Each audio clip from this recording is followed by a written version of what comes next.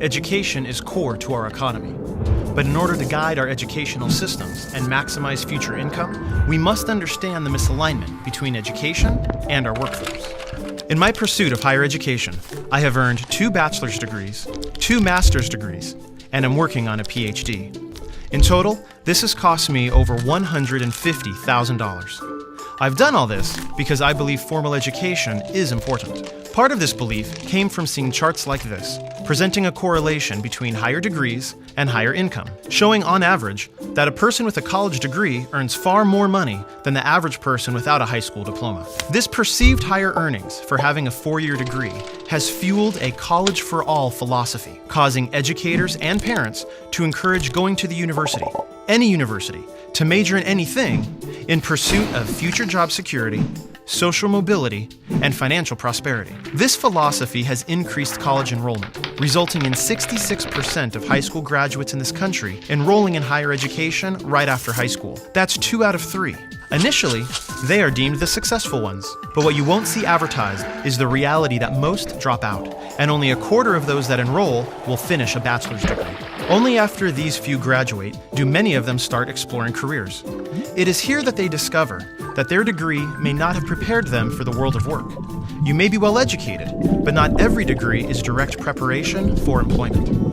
This misalignment between degrees and job skills causes half of university graduates to be underemployed in what are called gray-collar jobs, taking positions that do not require the education they have received at a cost that is more than they can afford.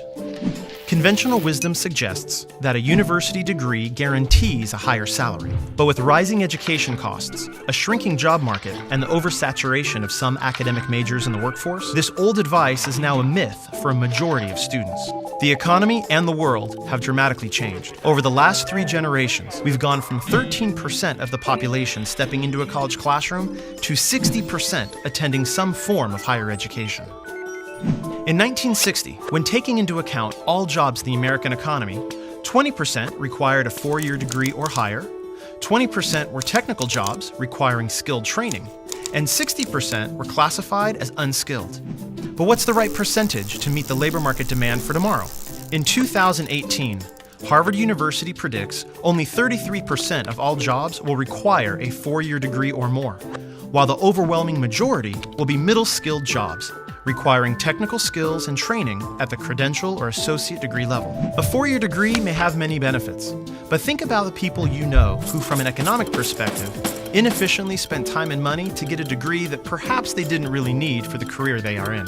The true ratio of jobs in our economy is 1 to 7. For every occupation that requires a master's degree or more, 2 professional jobs require a university degree, and there are over half a dozen jobs requiring a 1-year certificate or 2-year degree. And each of these technicians are in very high-skilled areas that are in great demand.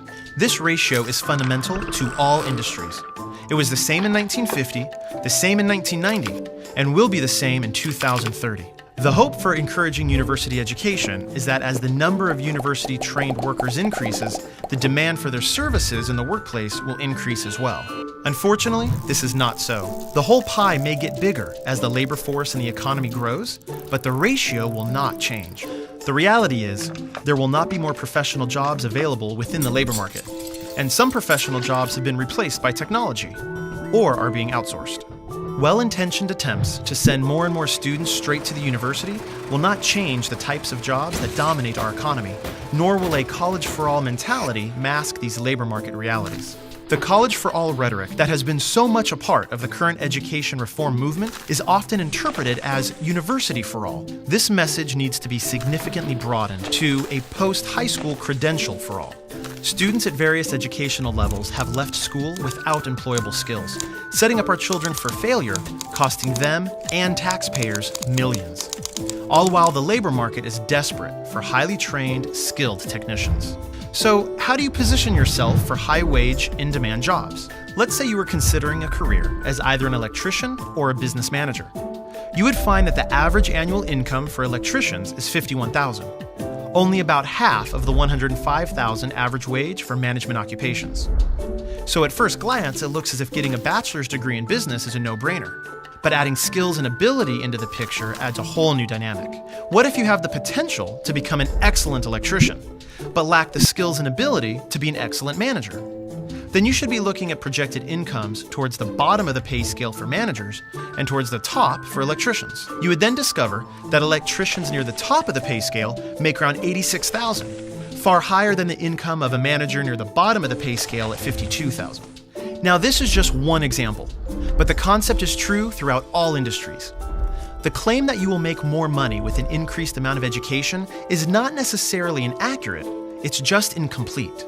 That advice is based just on the averages, but no one is perfectly average. Everyone has unique skills, talents, and interests. In fact, the income for the top individuals in a wide variety of skilled jobs that require an industry credential or 2-year degree is far higher than the average income for many occupations that require a 4-year degree.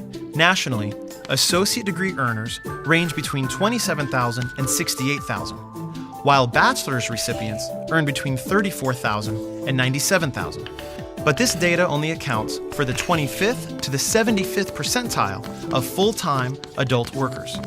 This means that 25% of associate degree holders earn more than $68,000 annually, and 25% of bachelor's degree holders earn less than $34,000. Our world has changed, and in this new economy, the university degree is no longer the guaranteed path towards financial success as it was for previous generations. And even if you do earn one, that education alone may not be enough. In today's highly technical, knowledge-based economy, having hands-on skills and perfecting what you're good at can be more valuable than getting a degree in something simply to get one. Employers want to know what you can do and what you can do well, not just what degree hangs on your wall. Since new and emerging occupations in every industry now require a combination of academic knowledge and technical ability, we need to ensure that we're also guiding students towards careers and not just to the university. So, before enrolling in classes or deciding what you're going to do next in your life, step 1 is self-exploration. In addition to your interests, really analyze your talents and strengths. Step 2 is career exploration.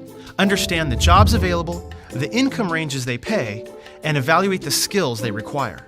Identifying an area that appeals to your interests, skills, and the labor market may be your first career. And then you can develop a tentative career plan, complete with multiple training and education options. The key is to align your interests and abilities with your first career choice and the education and training you'll need to receive. This alignment will help bring your future into focus and ensure your position at the top of the pay scale in your chosen career.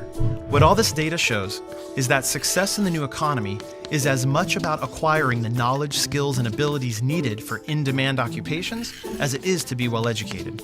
Both paths may work for you, but education combined with technical training is how you ultimately secure a competitive advantage in the new economy. Community colleges are in the ideal position to provide over 70% of tomorrow's workforce with an education combined with applied technical skills, industry-driven credentials, and specific preparation for employment. Being a skilled craftsman or technician is highly valued. Investments in career education programs in high schools and community colleges will help all students obtain an education which includes technical training and preparation for the workplace. Ultimately, this is how all students can be successful. In the new economy, both education and technical skills are the new currency. Will you be ready?